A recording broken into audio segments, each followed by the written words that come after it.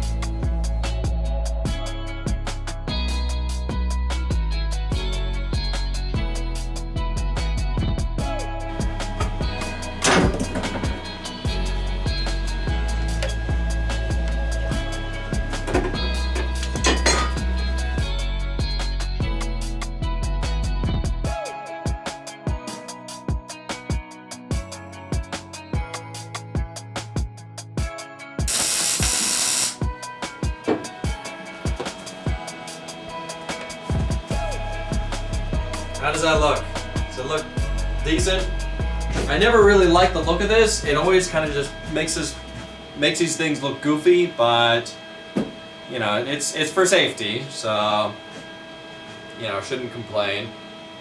So on this side, I was able to go to this piece of tubing right here. This one, I have this giant, stupid expansion chamber, so I'm gonna have to somehow go around this and then down to the tubing way down here, and that's going to have to be a separate piece.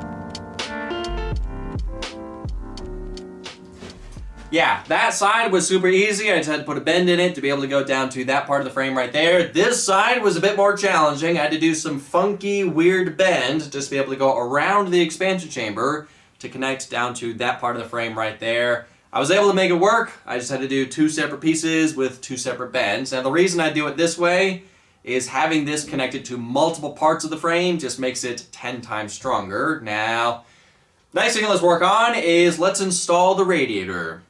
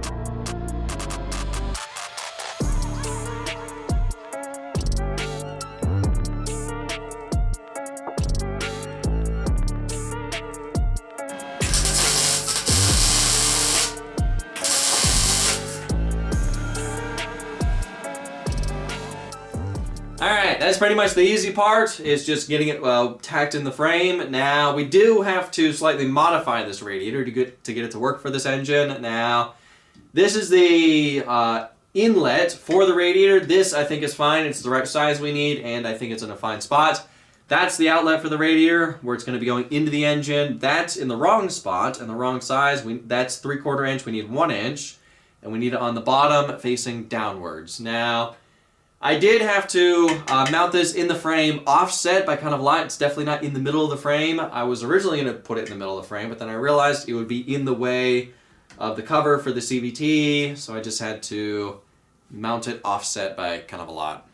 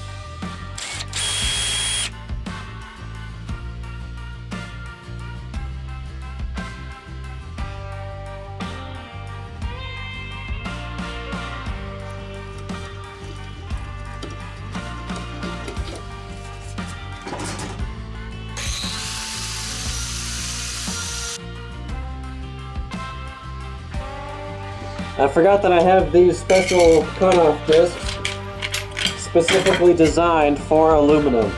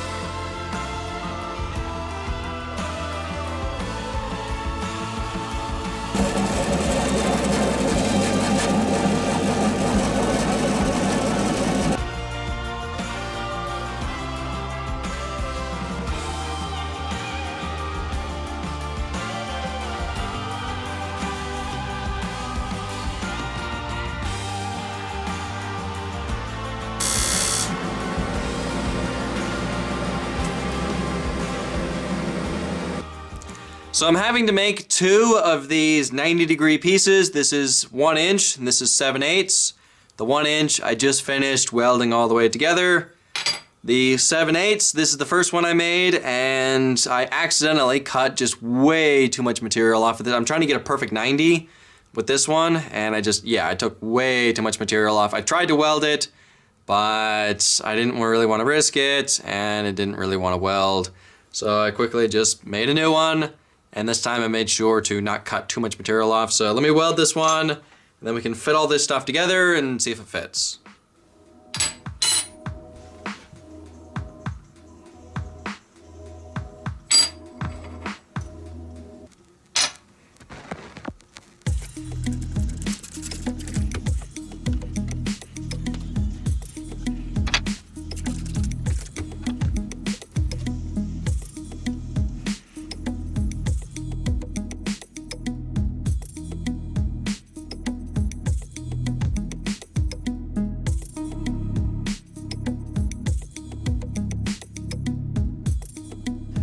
This is not working! I cannot even get my hand in here to be able to grab onto this.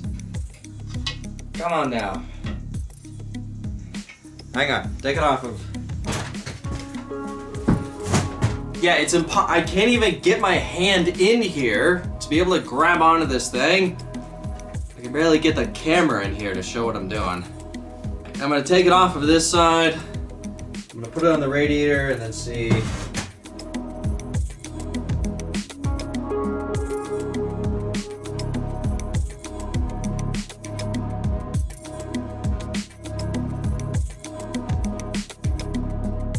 Now again, this is just for mock-up. This is not final assembly. Once I do final assemble all this, I'll put hose clamps on these.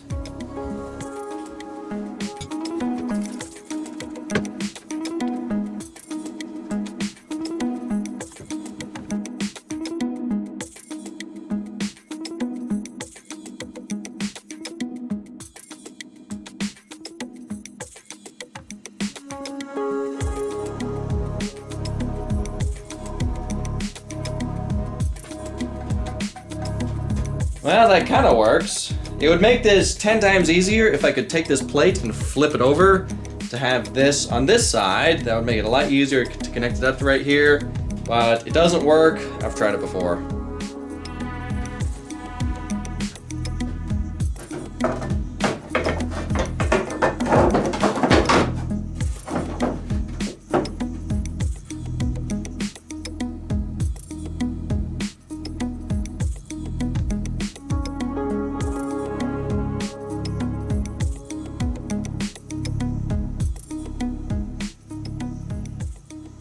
So, the radiator is now installed. Now it is sticking out of the frame kind of a lot, and we are seeing a lot of it.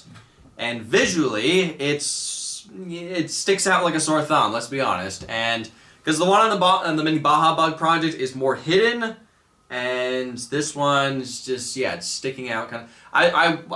I was originally going to have it more tilted and try to see if I can get it a little bit further down, but then I realized if I did that, it would have made it a little bit harder to connect the inlet for the engine with the outlet of the radiator, and already it's kind of, you know, really close, so I decided not to do that. If anything, we're going to get better airflow because, let's be honest, the Mini Baja Bug kind of has some overheating issues. This one, this radiator's sticking out more, so it should have more airflow. And hopefully we won't have any overheating issues with this one. Also, this is actually the same size as far as height and width. Same size as the radiator for the Mini Baja Bug project. But I was able to find this in a 3-core radiator. The one on the Mini Baja Bug is a 2-core radiator. So hopefully we won't have any overheating issues with this engine. Alright, next thing I want to work on is figuring out a way to put a cover over the CVT. Now, honestly, I'm not really sure how I'm going to do this because it's kind of just really compact in here. The shock is pretty much touching the CV or the CVT. When the suspension goes all the way up, this arm kind of gets really close to the primary.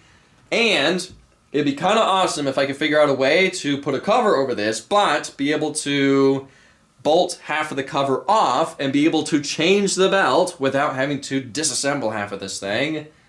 In case we're ever on a trail and the belt explodes or the belt wears out, it'd be awesome if we can easily change the belt without having to disassemble it, but I'm not really sure if that's going to even be possible with how compact it is in here. Also, I know a lot of you guys have been saying, ever since I've been using these engines, that these belts have the potential of exploding, and right now there's nothing in between the belt and where I'm sitting, so I definitely want to add some type of something between the belt and me. So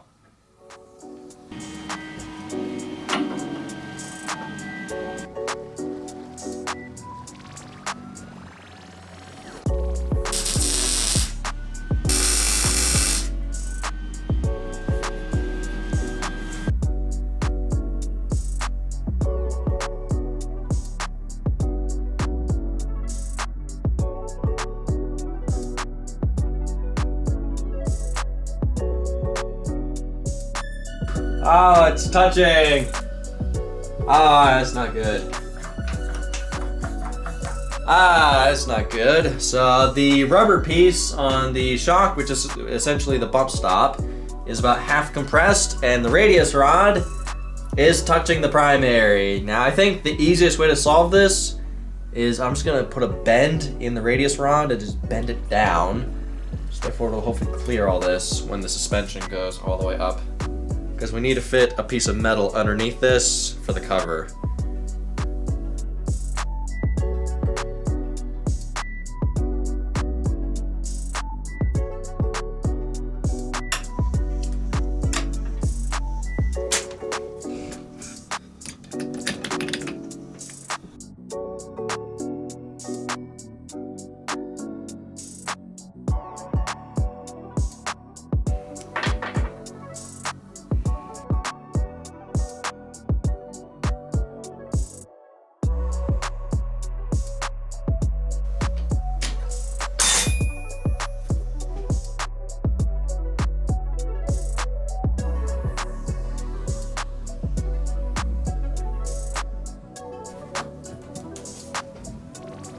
Wow, that's one way to solve that problem.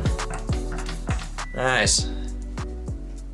Now, to be able to build this CVT cover, I definitely have to have some type of sheet metal underneath this, and because of just the clearances between the primary and the suspension, there's really no way to be able to have a sheet of metal under here and be able to take the belt off without having to remove the engine. Now, is it not ideal to make it to where we have to take the engine out to change the belt? That is not ideal, I know, but that's just kind of what we're dealing with how small and compact this is.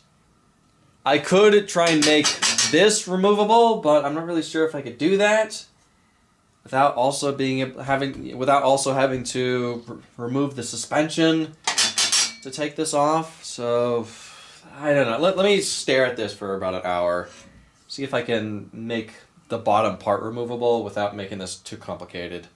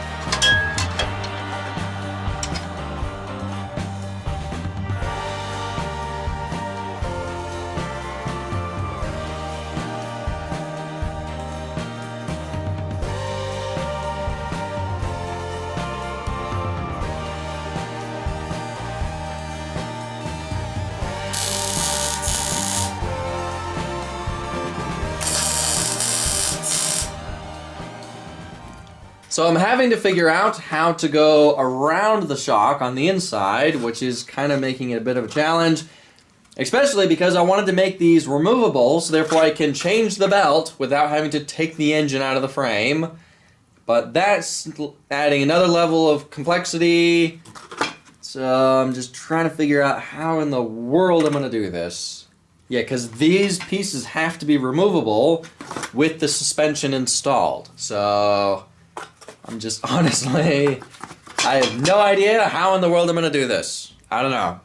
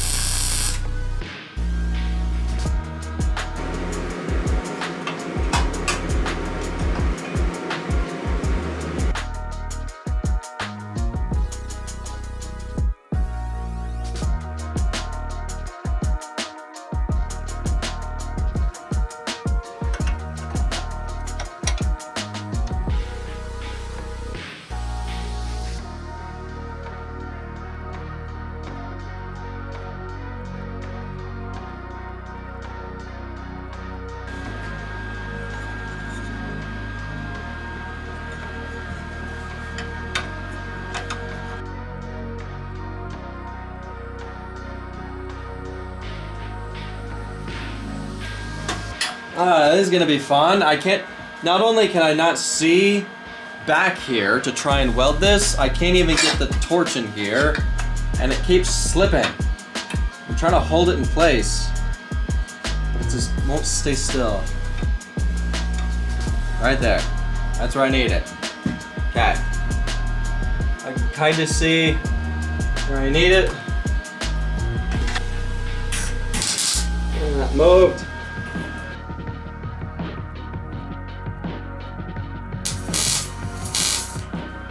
Did I get it? Did I weld anything? Holy crap, I got it! Nice!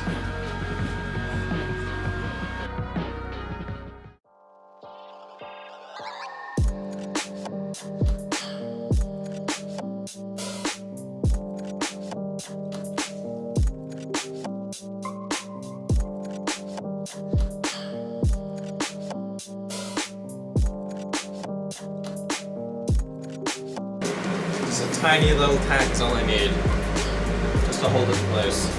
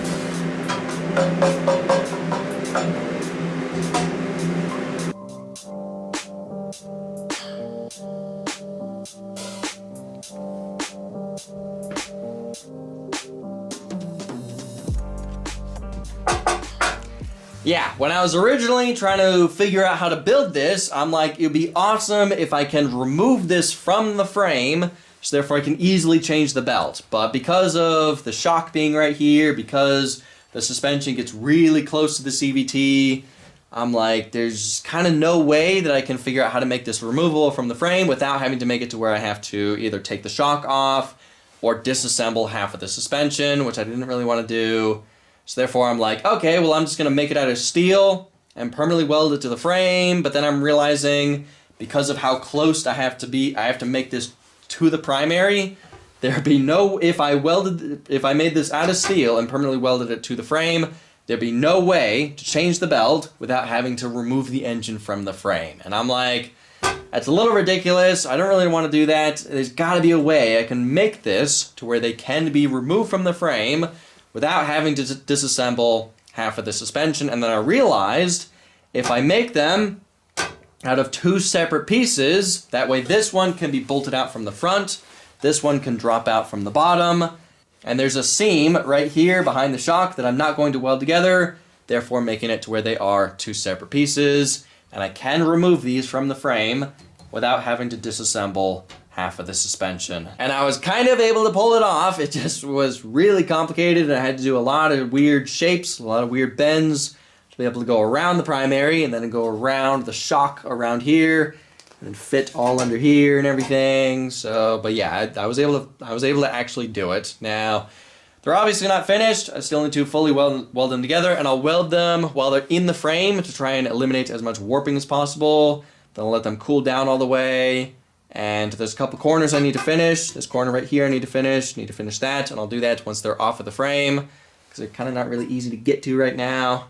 And then I can put them back on the frame, and there's some more plate steel I need to weld right here, and then these are pretty much finished.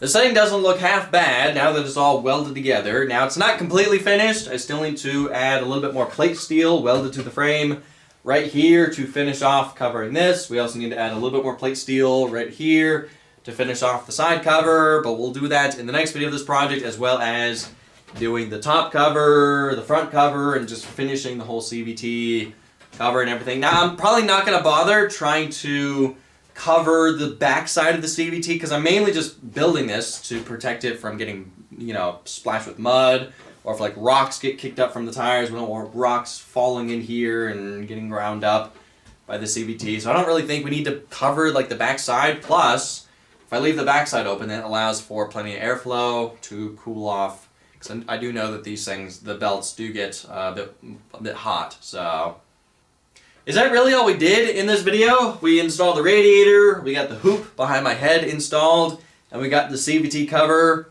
pretty much half finished. I guess that's all we did in this video. Now, next video of this project, we'll hopefully finish the CVT cover. We'll start working on the gas tank, the pedals, the gear shifter. Probably there's a couple other things I'm forgetting that we need to work on. I'm trying to get this vehicle to the point where everything is added, so therefore we can strip this whole thing down, weld the frame together, finish the frame, and then start working on hooking up everything and rebuilding the engine. But anyway, I guess that's it for this video. Thank y'all for watching. I'll see ya in the next video.